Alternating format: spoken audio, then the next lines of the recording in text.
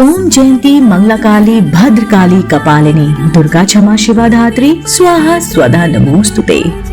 जय माता दी। दोस्तों आज के इस वीडियो में हम बताने वाले हैं श्री दुर्गा नवरात्रि व्रत कथा के बारे में। 9 दिन तक जरूर करें इस कथा का पाठ। 9 देवियों की मिलेगी आपको कृपा। शारदीय नवरात्रि का आरंभ हो चुका है। अगले 9 दिनों तक माता रानी की उपासना करने के साथ साथ आपको इस कथा का पाठ भी जरूर करना चाहिए। श्री दुर्गा नवरात्रि व्रत कथा करने से आपको सभी 9 देवियों की कृपा प्राप्त होगी। बृहस्पति जी बोले, हे ब्रह्मा जी, आप अत्यंत बुद्धिमान, सर्वशास्त्र और चारों वेदों को जानने वालों में श्रेष्ठ हैं। हे प्रभु, कृपा कर मेरा वचन सुनो।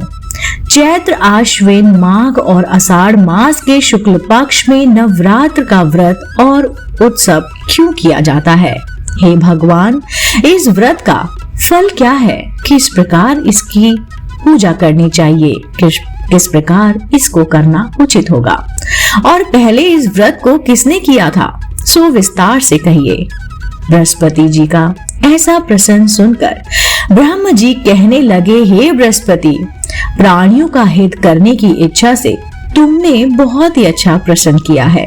जो मनुष्य मनोरथ पूर्ण करने वाली माँ दुर्गा, महादेवी, सूर्य और नारायण को ध्यान करते हैं, वे मनुष्य धन्य हैं। यह नवरात्र व्रत संपूर्ण कामनाओं को पूर्ण करने वाला है। इसके करने से पुत्र चाहने वाले को पुत्र, धन चाहने वाले को धन, विद्या चाहने वाले को विद्या और सुख चाहने वालों को सुख की प्राप्ति होती है। इस व्रत को करने से रोगी मनुष्य का रोग दूर हो जाता है और कारागार में पड़ा हुआ मनुष्य बंधक से छूट जाता है। मनुष्य की तमाम विपत्तियां दूर हो जाती हैं और उसके घर में संपूर्ण संपत्ति आकर उपस्थित हो जाती है। बांध्या और काक बांध्या के इस व्रत के करने से पुत्र हो जाता है। समस्त पापों को दूर करने वाले इस व्रत के करने से ऐसा कौन सा मनोरथ है जो सिद्ध नहीं हो सकता? यदि व्रत करने वाला मनुष्य सारे दिन का उपवास ना कर सके तो एक समय भोजन करे और उस दिन बांधवों सहित नवरात्रि व्रत कथा करे और उसका श्रवण करे। हे बृहस्पति, जिसने पहले इस महाव्रत को किया है उसका पवित्र इतिहास में तुमको सुनाता हूँ। तुम सावधान होकर सुनो। इस प्रकार ब्रह्मा जी के वचन सुनकर बृहस्पति जी बोले, हे ब्राह्मण, मनुष्य को कल्याण करने वाले इस व्रत के इतिहास को मेरे लिए कहा। मैं सावधान होकर सुन रहा हूँ। आपकी शरण आए हुए मुझ पर कृपा करो। ब्रह्मा जी बोले, पीठक नाम के मनोहर नगर में एक अनाथ नाम का ब्राह्मण रहता था। वह भगवती दुर्गा का भक्त था। उसके संपूर्ण सद्गुणों से युक्त मानो ब्रह्म की सबसे पहली रचना हो, ऐसी यथार्थ नाम वाली सुमति नाम की एक अत्यंत सुंदर कन्या पैदा हुई। वह कन्या सुमति अपने घर के बालकपन में अपनी सहेलियों के साथ क्रीड़ा करती हुई इस प्रकार बढ़ने लगी जैसे शुक्ल पक्ष में चंद्रमा की कला बढ़ती हो। उसका पिता प्रतिदिन दुर्गा की पूजा और होम किया करता था। उस समय वह भी नियम से वहां उपस्थित होती थी। एक दिन की बात है। एक दिन वह सुमति अपनी सखियों के साथ खेलने लग गई और भगवती के पूजन में उपस्थित नहीं हुई। उसके पिता ने पुत्री की ऐसी असावधानी देखकर उसको क्रोध आया और पुत्री से कहने लगा, हे दुष्ट पुत्री, आज प्रभाव से तुमने भगवती का पूजन नहीं किया। इस कारण मैं किसी कुष्टी और जय माता दी दरिद्र मनुष्य के साथ तेरा विवाह कर दूंगा।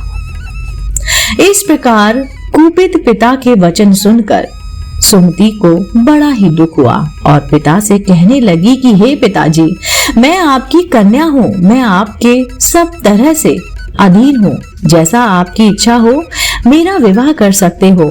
होगा वही जो भाग्य में लिखा होगा। मेरा तो इस पर पूर्ण विश्वास है। मनुष्य ना जाने कितने मनोरथ को चिंतित करता है, पर होता वही है जो भाग्य में लिखा होता है, जो भाग्य में विधाता ने पहले से ही लिख दिया हो। जो जैसा करता है उसको फल भी उस कर्म के अनुसार ही मिलता है, क्योंकि कर्म करना मनुष्य के अधीन है पर फल देव के अधीन है। जैसे अग्नि में पड़े हुए तृण की दी उसको अधीन प्राप्ति कर देते हैं, उसी तरह अपनी कन्या के ऐसे निर्भयता से कहे हुए वचन सुनकर उस ब्राह्मण को अधिक क्रोध आया।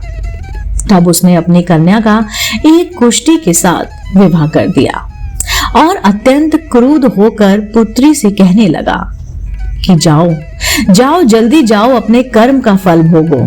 देखें केवल भाग्य भरोसे पर रहकर क्या करती है।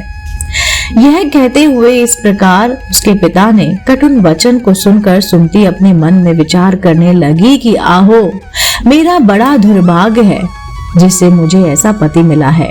इस तरह अपने दुख का विचार करती हुई वह सुमति अपने पति के साथ वन में चली गई और भयानक वन में कुशायुक्त उस स्थान पर उन्होंने वह रात बड़े कष्ट से व्यतीत की। उस गरीब बालिका की ऐसी दशा देखकर भगवती पूर्ण पुण्य के प्रभाव से प्रकट होकर सुमति से कहने लगी कि हे ब्राह्मणी, मैं तुम पर प्रसन्न हूँ, तुम जो चाहो वो वरदान मांग सकती हो। मैं प्रसन्न होने पर मनोवांछित फल देने वाली हूँ। इस प्रकार भगवती दुर्गा का वचन सुनकर ब्राह्मणी कहने लगी कि आप कौन हैं जो मुझ पर प्रसन्न हो? यह सब मेरे लिए कहा और अपनी कृपा दृष्टि से मुझ दासी को प्रसाद करो। ऐसी ब्राह्मणी का वचन सुनकर देवी कहने लगी कि मैं आदि शक्ति हूँ और मैं ब्रह्म विद्या और सरस्वती हूँ। मैं प्रसन्न होने पर प्राणियों को दुख दूर करने और उनको सुख प्रदान करने में सक्षम हूँ। हे ब्राह्मणी, मैं तुम पर तेरे पूर्व जन्म के पुण्य के प्रभाव से प्रसन्न हूँ। तुम्हारे पूर्व जन्म का वृत्तांत सुनाती हूँ, तुम ध्यान से सुनो। तू पूर्व जन्म में निषाद यानी कि भील की स्त्री थी और अति पतिव्रता थी। एक दिन तेरे पति निषाद ने चोरी की। चोरी करने के कारण तुम दोनों को सिपाहियों ने पकड़ लिया और ले जाकर जेल खाने में डाल दिया। उन लोगों ने तेरे को और तेरे पति को भोजन भी नहीं दिया। इस प्रकार नवरात्र के दिनों में तुमने ना तो कुछ खाया और ना ही जल पिया, इसलिए 9 दिन तक नवरात्र का व्रत तुमसे हो गया। हे ब्राह्मणी, उस दिनों में जो व्रत हुआ उस व्रत के प्रभाव से प्रसन्न होकर तुम्हें मैं मनवांछित वस्तु दे रही हूँ। तुम्हारी जो इच्छा हो वो मुझसे मांगो। इस प्रकार दुर्गा के कहे वचन सुनकर ब्राह्मणी बोली कि अगर आप मुझ पर प्रसन्न हो तो हे दुर्गे, हे माँ, आपको मैं प्रणाम करती हूँ। कृपा करके मेरे पति के कोढ़ को दूर कर दो। देवी कहने लगी कि उन दिनों में जो तुमने व्रत किया था उस व्रत के एक दिन का पुण्य अपने पति का कोढ़ दूर होने के लिए तुम उपयोग कर सकती हो। मेरा प्रभाव से तेरा पति कोढ़ से रहित हो जाएगा और सोने के समान शरीर वाला हो जाएगा। ब्रह्मा जी बोले। इस प्रकार देवी का वचन सुनकर वह ब्राह्मणी बहुत प्रसन्न हुई और पति को निरोग करने की इच्छा से वह ठीक हो गई। ऐसा बोली तब तक उसके पति का शरीर भगवती दुर्गा की कृपा से कुष्ठहीन होकर अति सुंदर और कांति युक्त हो गया, जिसकी कांति के सामने चंद्रमा की कांति भी क्षीण हो जाती। वह ब्राह्मणी पति की मनोहर देह को देखकर देवी को अति पराक्रमी वाली समझकर स्तुति करने लगी और बोली, हे दुर्गे, आप दुर्गत को दूर करने वाली, तीनों जगत का संताप हरने वाली, समस्त दुखों को दूर करने वाली, रोगी मनुष्य को निरोगी करने वाली, प्रसन्न होने पर मनोवांछित वस्तु देने वाली और दुष्ट मनुष्य का नाश करने वाली हो। तुम ही सारे जगत की माता और पिता हो। हे अम्बे, मुझ अपराध रहित अबला की मेरे पिता के कुष्ठ के साथ साथ विवाह कर दिया था, मुझे घर से निकाल दिया था। उसकी निकली हुई मैं पृथ्वी पर घूमने लगी। आपने ही मेरा इस आपत्ति रूपी समुद्र में उद्धार किया है। हे देवी, आपको मैं प्रणाम करती हूँ, मुझ दीन की रक्षा करो। ब्रह्मा जी बोले कि हे बृहस्पति, इसी प्रकार उस सुमति ने मन से देवी की बहुत स्तुति की। उसने माँ की आराधना की। उससे की हुई स्तुति सुनकर देवी को बहुत ही संतोष हुआ और ब्राह्मणी से कहने लगी कि हे ब्राह्मणी, तुम्हारे उदयाल नाम का एक अति बुद्धिमान, धनवान, कीर्तिमान और जितेंद्रिय पुत्र शीघ्र उत्पन्न होगा। ऐसा कहकर वह देवी उस ब्राह्मणी से फिर कहने लगी कि हे ब्राह्मणी, और जो कुछ भी तेरी इच्छा हो वही मनोवांछित वस्तु तुम मांग सकती हो। ऐसा भगवती दुर्गा का वचन सुनकर सुमति बोली कि हे भगवती दुर्गे, अगर आप मेरे पर इतना प्रसन्न हैं तो कृपा करके मुझे नवरात्रि विधि बताइए। हे दयावती, जिस विधि से नवरात्र व्रत करने से आप प्रसन्न होती हैं उस विधि को बताइए और उसके फल को मेरे लिए विस्तार से वर्णन करें। इस प्रकार ब्राह्मणी के वचन सुनकर दुर्गा कहने लगी कि हे ब्राह्मणी, मैं तुम्हारे लिए संपूर्ण पापों को दूर करने वाली नवरात्रि विधि को बतलाती हूँ, ध्यान से सुनो। जिसको सुनने से तमाम पापों से छुटकारा और मोक्ष की प्राप्ति हो जाती है।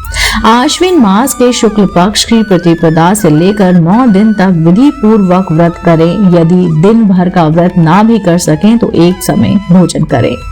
पढ़े लिखे ब्राह्मणों से पूछकर घट स्थापना करें और वाटिका बनाकर उसको प्रतिदिन जल से सींचें। महाकाली, महालक्ष्मी और महासरस्वती की मूर्तियां बनाकर उसकी नित्य विधि विधान सहित पूजा करें और पुष्पों से विधि पूर्वक अर्घ दें।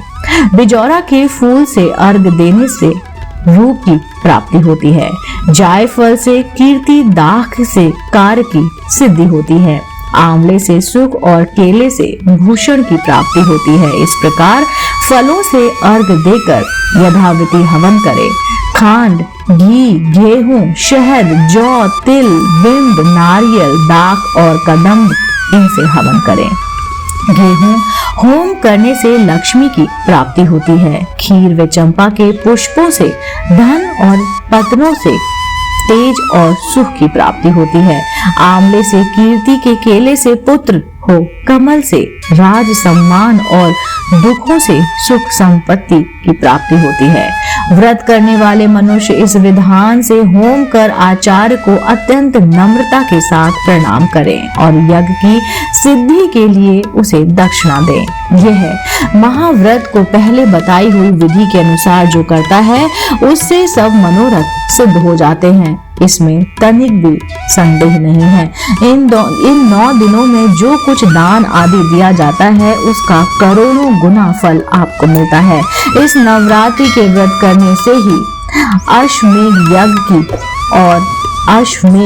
का फल आपको मिलता है। हे ब्राह्मणी, इस संपूर्ण कामनाओं को पूर्ण करने वाले उत्तम व्रत को तीर्थ, मंदिर अथवा घर में भी आप विधि विधान के अनुसार कर सकते हैं। ब्रह्म जी बोले कि हे बृहस्पति, इस प्रकार ब्राह्मणी को व्रत की विधि और फल बताकर देवी अर्थ ध्यान हो गई। जो मनुष्य या फिर स्त्री इस व्रत को भक्ति पूर्वक करती है या फिर करता है वह इस लोक में सुख पाकर अत्यंत में दुर्लभ मोक्ष को प्राप्त होता है।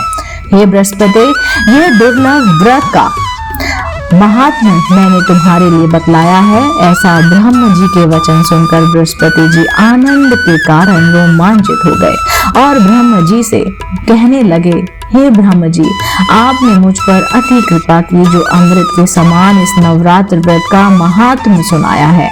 हे प्रभु, आपके बिना और कौन इस महात्म्य को सुना सकता है। ऐसा बृहस्पति जी के वचन सुनकर ब्रह्म जी बोले कि हे बृहस्पति, तुमने सब प्राणियों का हित करने वाले इस अलौकिक व्रत को पूछा है, इसलिए तुम धन्य हो।